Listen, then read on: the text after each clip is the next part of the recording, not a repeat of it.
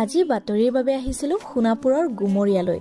গুমৰিয়াত প্ৰাকৃতিক মনোমোহা পৰিৱেশৰ মাজত আজি মুকলি হ'ল হিয়াছ ৰিট্ৰিট নামেৰে এখন ধুনীয়া ৰিজৰ্ট। এখন বিলাসী ৰিজৰ্টৰ কৰ্মচাৰীয়ে নিজৰ একাগ্ৰতা আৰু নিজা প্ৰচেষ্টাৰে কেনেকৈ প্ৰাকৃতিক মনোৰম পৰিৱেশত আটক ধুনীয়া ৰিজৰ্ট খুলিব পাৰে তাৰেই উৎকৃষ্ট নিদৰ্শন হিয়াছ ৰিট্ৰিট ৰিজৰ্ট। জনপ্ৰিয় অভিনেতা নয়ন নীলিম আৰু বিশিষ্ট ব্যৱসায়ী ৰঞ্জিত কুমাৰ মালয়ে দ্বৈতভাৱে আজি মুকলি কৰিলে এই ৰিজৰ্টখন।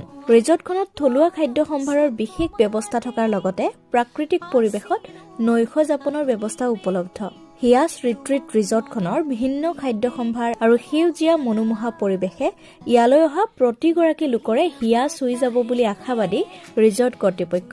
আজি বাতৰিৰ বাবে গৈ ভালেখিনি সময় তাত অতিবাহিত কৰিলো আৰু সুস্বাদু খাদ্যৰ জুতিও ললো। কোলাহলৰ পৰা আঁতৰি প্ৰাকৃতিক নিৰিবিলি পৰিৱেশত এটা দিন বা নিশা কটাবলৈ আপুনিও আহিব পাৰে সোণাপুৰৰ গুমৰিয়াত থকা হিয়াছ ৰিট্ৰিট নামৰ এই ধুনীয়া ৰিজৰ্টখনলৈ। আবেগেরে কই যায় শুনা শুনা পিরিতির নাই ভাগো এই পূর্ণিমা রাতি এই পাহাড়র দাতি আমি দেখা গাভরুয়ে নাচো জুমপাতি এই পূর্ণিমা রাতি এই পাহাড়র দাতি এই পূর্ণিমা রাতি এই পূর্ণিমা রাতি এই পাহাড়র দাতি আমি দেখা গাভরুয়ে নাচো জুমপাতি এই পূর্ণিমা রাতি এই পাহাড়র দাতি এই পূর্ণিমা রাতি ও জিয়া ও জিয়া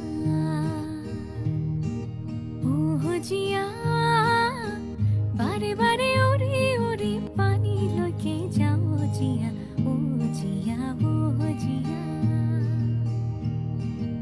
ও জিয়া বারে বারে জমি জমি পানি কিনো সাও জিয়া ও জিয়া ও জিয়া হিয়ে জানো করে তোকে মায়া জিয়া হিতু দেখুন পানি তোরে সায়া জিয়া হিতু দেখুন পানিত পরা তোরে নিজৰ ছায়া তাকে নেকি ভোলাবলৈ টিকটিকিয়া ৰঙা আচল ধিপ ধিপিয়া সৰু বুকুত খোৱালি গিলিত